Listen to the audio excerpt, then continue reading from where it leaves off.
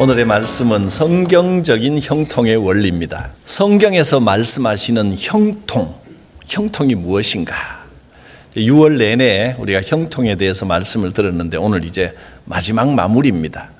성경이 말씀하시는 형통은 상황이 좋아지는 것, 물론 그것도 있겠지만 그러나 근본적으로 상황이 좋아지는 것 자체를 형통이라고 말하지 않습니다. 성경에서 말씀하시는 형통의 원리는 하나님께서 함께 하시는 것을 말합니다. 단순히 세상적으로 성공했다거나 모든 상황이 좋아져서 앞에 꽃길이 펼쳐지는 것, 그것만을 말하는 것이 아니라 고난 중에서도 하나님이 함께 하시는 것이 형통입니다. 하나님의 뜻이 이루어지는 것, 하나님의 목적대로 흘러가는 것, 그것이 형통입니다. 그래서 요셉이 노예로 팔리고 감옥에 갇히고 그랬을 때 결국에는 애굽의 총리 대신이 되었지만 총리 대신이 된 것이 형통이 아니고 노예일 때도 형통했고 감옥에 갇혔을 때도 형통했고 그 결과가 총리 대신이 되는 것으로 나타난 것입니다. 그는 감옥에서도 그곳에서 하나님과 함께함으로 하나님이 위로하셨고 형통했습니다. 창세기 말씀을 직접 한번 봅니다. 여호와께서 요셉과 함께 하심으로 그가 형통한 자가 되었다. 여호와께서 함께 하시는 것이 형통입니다. 그래서 그의 주인 애굽 사람의 집에 있으니 노예에서 해방된 것이 아니고 여전히 노예 상태의 애굽 사람의 집에 있었는데 그 집에서 하나님께서 형통케 하심이 보이더라는 겁니다. 그의 주인이 여호와께서 그와 함께 하심을 보며 또 여호와께서 그의 범사에 형통하게 하심을 보았더라. 이 형통이 모든 일이 내 뜻대로 다 돼서 크게 잘 되는 것을 형통이라고 말하지 않고 고난 중에서도 하나님께서 지켜주심, 그것을 형통이라고 합니다. 오늘은 제가 히브리어 단어를 딱 2개 소개해 드리려고 합니다. 자꾸 원어를 이야기하고 이러면 꼭 잘난 척하는 것 같아서 제가 조심스러운데 오늘은 꼭 이 단어는 좀 알려드려야 되겠습니다.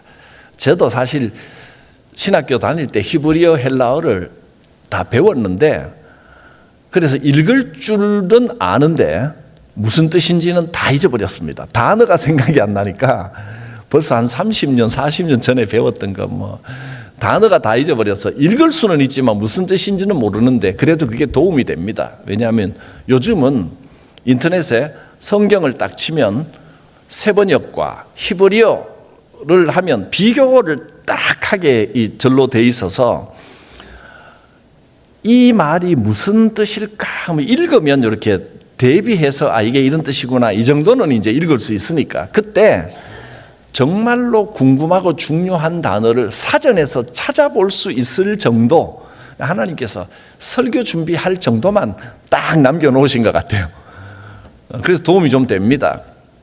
그래서 오늘 그렇게 찾아본 단어 중에 의미가 있는 2 단어를 제가 좀 소개해 드리려고 하는데 하나는 요셉이 형통하였더라 할 때 이 형통이 원어로 어떤 의미일까가 궁금해졌습니다. 그래서 찾아보니 찰라흐라는 단어입니다. 히브리어 찰라흐. 이 찰라흐가 사전에 보면 뭐라고 되어 있냐면 뚫고 지나간다 그런 뜻입니다. 돌파해낸다. 그러니까 성경이 말하는 형통은 꽃길만 펼쳐진다 그런 뜻이 아니고 고난이 있지만 그 고난을 뚫고 지나가는 힘을 주신다는 겁니다. 돌파해낼 수 있도록 하나님께서 함께 하신다. 그게 형통입니다. 장애물이 없는 게 아니고 고난이 있고 장애물이 있지만 그것을 이겨내고 장애물을 돌파할 수 있는 힘을 하나님께서 주시는 겁니다. 단순히 세상적으로 성공한다 그런 뜻이 아니라 하나님께서 힘 주셔서 어떤 어려움도 이겨내고 성공으로 다가간다. 그런 귀한 뜻이 있습니다. 오늘도 하나님께서 형통하게 이 고난을, 이 어려움을 이겨낼 힘을 주실 줄 믿습니다. 형통은 고난이 없어지는 게 아니라 고난 중에서도 하나님께서 함께 하시고 지켜주신다는 것을 믿는 것입니다. 하나님께서 함께 하시면 고난 중에도 위로가 있습니다. 하나님의 위로를 발견하시기를 바랍니다. 사도 바울도 사실 예수님을 믿고 난 다음에 모진 고난이 있었습니다. 바울을 죽여버리려고 하는 바울 체포조가 따라다녔고 곳곳마다 방해하는 사람들이 있었고 잡혀서 매를 맞고 풍랑을 만나고 굶주리고 모진 고난이 있었습니다. 그런데 그 모든 고난 가운데서 하나님께서 위로하셨고 하나님께서 건져주실 줄 믿었기 때문에 그의 마음이 괴롭거나 불안하거나 두렵거나 그런 일은 없었습니다. 모진 고난 중에도 하나님께서 위로하셨습니다. 그래서 사도 바울이 고린도 후서에 이렇게 고백합니다. 우리가 힘에 겹도록 고난을 당하여 살 소망까지 끊어지고 이제는 꼼짝없이 죽었구나. 그런 상황에 처할 때가 많았다는 겁니다. 우리는 우리 자신이 사형 선고를 받은 줄 알았으니 조금 있으면 곧 죽는다. 그렇게 된 줄 알았는데 그런데 이것도 하나님의 뜻인 것을 깨달았다는 겁니다. 하나님이 왜 이렇게 우리를 이 막다른 골목 같은 곳으로 몰아붙이느냐 하면 이는 우리로 자기를 의지하지 말고 오직 죽은 자를 다시 살리시는 하나님만 의지하게 하심이라. 하나님만 의지하면 하나님께서 그 사망의 자리에서 반드시 나를 건져 주십니다. 그가 이같이 큰 사망에서 우리를 건지셨고 또 건지실 것이며 이후에도 건지시기를 그에게 바라노라. 꼭 죽을 자리인 줄 알았는데 하나님께서 건져주시는 것을 여러 번 체험을 하고 나니까 어떤 일을 만나도 나는 힘이 없지만 하나님께서 건지십니다. 할렐루야. 하나님을 의지하게 되더라는 겁니다. 형통은 일이 술술 잘 풀리는 것을 형통이라고 사람들은 말하지만 사실은 하나님께서 함께 하시고 하나님의 계획과 뜻이 내 삶 속에서 이루어지는 과정을 성경은 진짜 형통이다. 하나님이 함께 하시는 것이다. 그렇게 말씀해 주십니다. 오늘 우리가 읽은 이 본문 열왕기하 말씀은 히스기야의 형통에 관한 말씀입니다. 먼저 본문을 다시 한번 보겠습니다. 히스기야가 하나님, 이스라엘 하나님을 여호와를 의지하였는데 그가 하나님을 의지했습니다. 그 히스기야가 하나님을 의지한 것이 그의 앞뒤 전후 유다 여러 왕들 중에 그러한 자가 없었으니 히스기야만큼 하나님을 의지한 사람은 전무후무하다는 것, 눈 닦고 찾아봐도 모든 왕들 중에 히스기야만큼 하나님을 의지한 사람이 없었습니다. 곧 그가 여호와께 연합하여 그에게서 떠나지 아니하고, 여기에서 눈에 띄는 단어가 연합하여라는 바로 이 단어입니다. 하나님께 연합한다라는 말이 무슨 의미일까? 더 깊은 뜻이 있을 것 같은데, 그래서 제가 히브리어를 또 찾아본 겁니다. 연합한다는 말에 어떤 단어가 쓰였나? 매사에 여호와께 연합하여 그에게서 떠나지 아니하고 여호와께서 모세에게 명령하신 계명을 지켰더라. 그랬더니 여호와께서 그와 함께 하시며 그가 어디로 가든지 형통하였더라. 여호와께 연합했다. 이 연합했다는 단어가 히브리어로 다바크라는 단어입니다. 다바크. 그래서 이 다바크가 무슨 뜻이냐 하면 착 달라붙는다는 겁니다.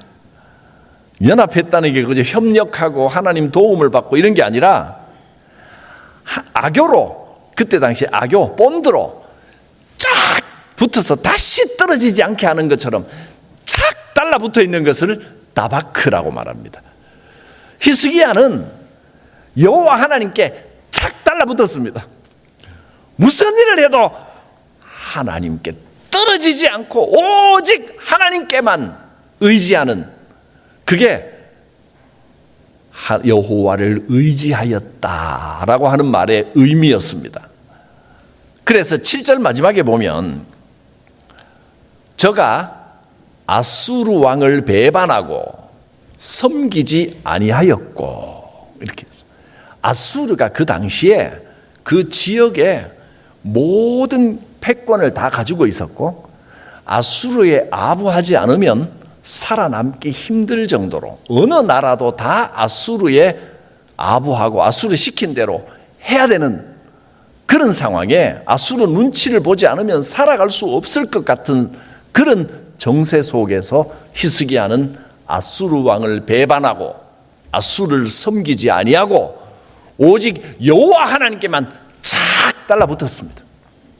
하나님께서 이것을, 히스기야의 이러한 신앙을 이쁘게 보셨습니다. 세상 눈치 보지 않고 오직 하나님만 바라보는 겁니다. 그래서 성도는, 교회는 강대국 눈치 보지 말고 성족이 흔들지 말고 십자가 흔들어야 됩니다. 여호와 하나님께만 다박했습니다.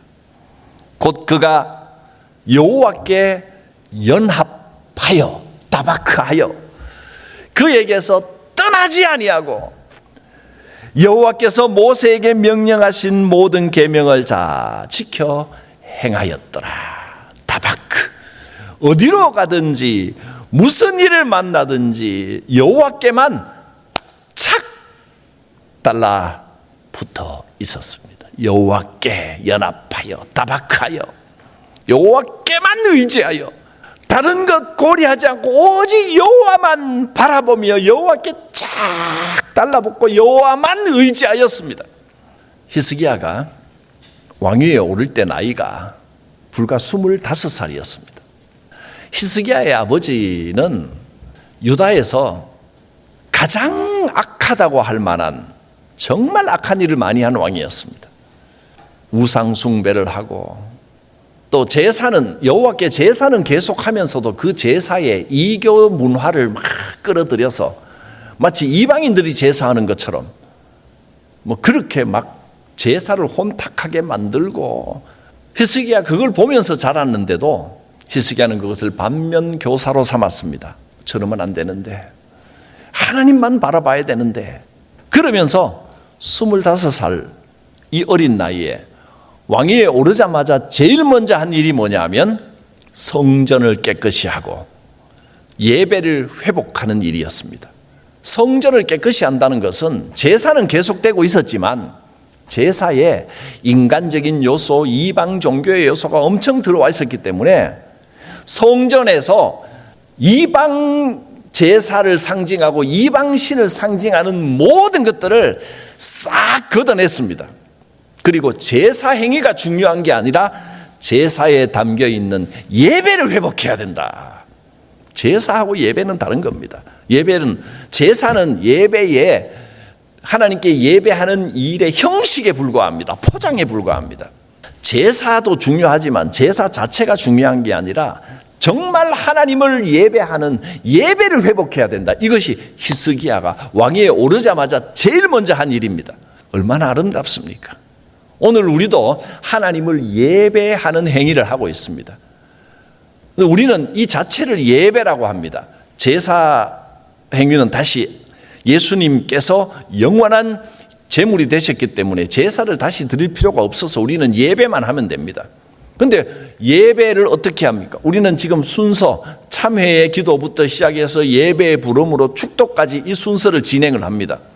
그런데 순서, 이 행위가 그 자체가 예배가 아니라, 이 순서에 참여하는 것 자체가 예배가 아니라 이 예배 순서 속에 진짜 예배가 담겨 있다는 겁니다. 하나님을 높여드리고 하나님과 교제하는 이 예배를 회복해야 됩니다. 참된 예배. 그래서 이 역대하에 보면 히스기야가 어떻게 예배를 회복하는지 그 내용이 자세히 나옵니다. 역대하 30장에 보면 놀라운 히스기야의 결정을 볼 수가 있습니다. 왕이 히스기야 왕입니다. 방백들과 예루살렘 온 회중과 더불어 의논하고 국무위원들 다 모아놓고 그 사람들하고도 의논했지만 백성들과 국민과의 대화, 백성들과 직접 의논을 하는 겁니다. 어떻게 하면 우리가 참 예배를 회복할 수 있을까? 이 의논 과정 자체가 예배를 회복하는 과정입니다. 다 열어놓고 백성들과 대화하는 겁니다. 예배 회복 세미나. 우리가 어떻게 하면 예배를 회복할 수 있을까? 대화합시다. 이 과정이 얼마나 귀한 과정입니까? 온 백성과 대화하고 난 다음에 놀라운 결정을 합니다. 둘째 달에 유월절을 지키려 하였으니. 유월절을 둘째 달에 지키려고 결정했다는 겁니다. 어마어마한 사건입니다. 유월절은 원래 유대 달력으로 1월 달에 해야 됩니다. 1월 14일이 유월절이고 15일부터 무교절 행사를 시작하는 겁니다. 율법에 이건 유월절은 당연히 1월 달에 들어야 되는 겁니다. 근데 백성들과 의논하고 방백들과 의논하고 어떻게 하면 참 예배를 회복할 것인가 의논을 하더니 유월절을 한 달 미뤄버린 겁니다. 2월 달에 둘째 달에 하자는 겁니다. 이거 어마어마한 역사적인 사건입니다. 이 내용을 알면 깜짝 놀라만 한데 깜짝 놀라셔도 됩니다. 이거 엄청난 일입니다. 왜냐하면 그 이유는 성결한 제사장들이 부족합니다. 이방 제사에 막 참여하고 제멋대로는 제사장 말고 정말 하나님 앞에 진정한 제사를 드리기를 원하는 제사장들 숫자를 보니까 부족한 겁니다. 그리고 백성들도 다 예루살렘에 모아서 이 귀한 일을 제대로 선포를 하고 싶은데 백성들이 예루살렘까지 와서 모이는 그 시간이 부족한 겁니다. 온 백성이 다 모이지를 못합니다. 그래서 정한 때 첫째 달에 드리기 어려우니까 유월절을 한 달 미뤄서 둘째 달에 드립시다. 국가적으로 이렇게 했다는 겁니다. 예를 들어 볼까요? 이것이 얼마나 놀라운 일인지. 예를 들어 대통령이 국무회의들하고 의논하고 백성들하고 세미나하고 해서 여러분 올해는 구정을 한 달 미뤄서 3월 달에 구정을 지키겠습니다 라고 선포하면 여러분이 뭐라고 생각하겠습니까? 이런 일이 있을 수가 있나? 정신이 나갔나? 그럴만 하지 않습니까? 여러 가지 상황이 좋지 않으므로 구정을 한 달 미루든지 추석도 한 달 미루겠습니다 이래버리면 도대체 이게 국가적으로 어마어마한 일입니다. 그런데 이스라엘 백성은 우리 명절 정도가 아니고 이건 율법입니다. 율법.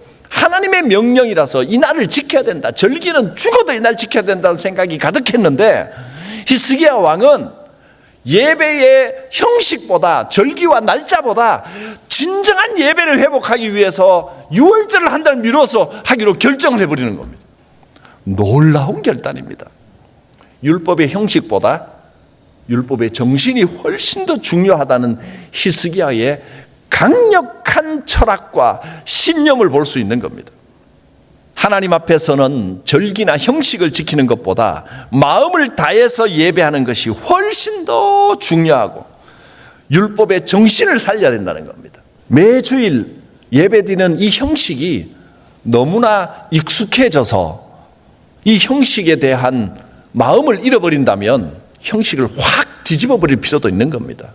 주일날 모여서 예배드리는 게 너무나 익숙해져서 매너리즘에 빠져버린다면 일부러 다르게 할 필요는 없지만 그저 인간적인 생각으로 뭔가 좀 새롭게 해볼까 이렇게 바꾸는 건 곤란하지만 본 뜻을 살리고 하나님을 진정으로 예배하는 뜻을 살리기 위해서 뭔가 변화를 주는 것은 의미가 있는 일입니다.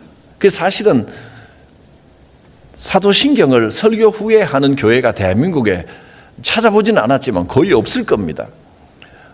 근데 그거는 의례적으로 시작하고 앞쪽에 사도신경을 배치하고 신앙 고백하는 것도 좋은 일인데 우리가 너무 익숙해져서 마치 그냥 대충 지나가는 것처럼 되기 때문에 말씀을 듣고 난 다음에 결단하면서 우리의 신앙을 고백하는 게 어떨까라고 하는 예배의 정신을 회복하기 위한 아이디어 차원에서 한번 이렇게 해보면 어떻겠습니까? 라는 것을 이건 뭐 백성과 회중과 의논하지 않고 제가 정한 거지만 의도는 그런 뜻이라는 걸 여러분이 알아주시면 좋겠습니다.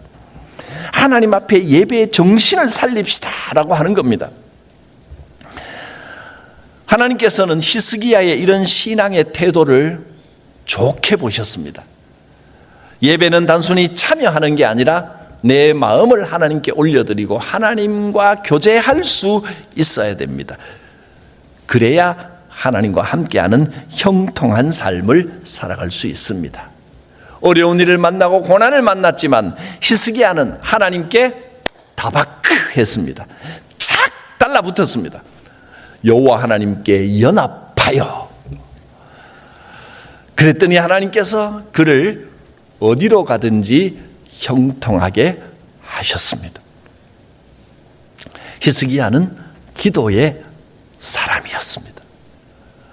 역대하 30장 다시 한번 보면 17절에 이렇게 나와 있습니다. 회중 가운데 많은 사람이 자신들을 성결하게 하지 못하였으므로, 여기서 성결하게 하지 못하였다는 것은 아직도 마음 자세를 완전하게 하지 못했다 이런 뜻도 있고, 또 깨닫고 돌이켜 하나님께 정결하게 나아가야 되겠다라고 생각을 했지만 절차가 있습니다.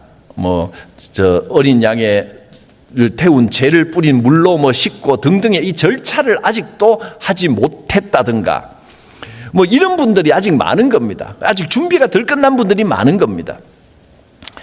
그래서 많은 무리가 예배 준비, 제사 준비, 하나님께 나아갈 준비가 아직 덜 됐다고 생각하고 있을 그때 히스기야가 그들을 위하여 기도합니다. 뭐라고 기도하느냐면 역시 기도의 내용이 그 다음 절부터 나옵니다. 히스기야가 그들을 위하여 기도하기를 선하신 여호와여 사하옵소서. 여호와 하나님께 구하는 사람은 누구든지 비록 성소의 결례대로 스스로 깨끗하게 못하였을지라도 사하옵소서. 이렇게 백성을 위하여 기도했다는 겁니다. 아직 준비가 성결한 준비와 절차를 다 갖추지 못한 사람들 하나님 용서하시고 그들을 그대로 주님 앞에 나오게 하여 주시옵소서. 기도했더니 여호와께서 히스기야의 기도를 들으시고 백성을 고치셨더라. 응답을 주신 겁니다. 내가 정결케 하였으니 너는 내 모습 그대로 주님 앞에 나와도 된다. 응답하셨다는 겁니다. 히스기야가 백성을 위하여 기도했습니다. 저는 이 히스기야의 모습이 모습을 보면서 목회자의 가장 모범이 되는 본을 삼아야 될 모습이 히스기야의 모습이로구나 생각을 하고, 목회자의 가장 큰 사명은 설교도 있지만 그보다 더 성도들을 위하여 기도하는 사명이로구나 하고 배웁니다. 근데 또 목회는 목회자만 하는 게 아닙니다. 목사만 목회하는 게 아니라 장로님들도 함께 공동 목회를 하시는 겁니다. 권사님, 집사님들도 함께 공동 목회를 하는 겁니다. 우리는 함께 목회하는 사람들이지 목사가 목회하고 맡겨놓고 그렇게 생각하면 안 될 것 같습니다. 우리는 함께 하나님께 나아가는 사람들이지, 목사라고 하는 것은 가톨릭에서 말하는 사제처럼 그리스도와 사람들 사이에 중재자가 아닙니다. 함께 하나님께 나아가는 사람들입니다. 맡은 역할과 직분이 다를 뿐입니다. 그래서 우리는 언제든지 회중을 위하여 기도해야 합니다. 찰나 하나님께서 우리에게 힘 주셔서 이 고난을 뚫고 나가게 하십니다. 돌파하게 하십니다. 고난이 있을지라도 요셉의 형통함처럼 찰나흐하게 될 줄 믿습니다. 따바크, 하나님께 착 달라붙어 있으십시오. 오직 하나님만 의지합니다. 아수르가 아무리 힘이 세다 할지라도 아수르에게 의지하지 않겠습니다. 아수르 눈치 보지 않겠습니다. 세상을 의지하지 않겠습니다. 하나님만 의지합니다. 그럴 때 형통의 길이 열릴 것입니다. 거룩하신 하나님, 하나님 안에 참된 형통의 길이 있음을 믿습니다. 우리에게 힘 주시고 이 고난을 능히 뚫고 이기게 하여 주실 줄 믿습니다. 하나님만 의지하오니 우리의 삶의 길을 매 순간 어디로 가든지 인도하시사 형통케 하여 주옵소서. 예수님의 이름으로 기도드립니다. 아멘.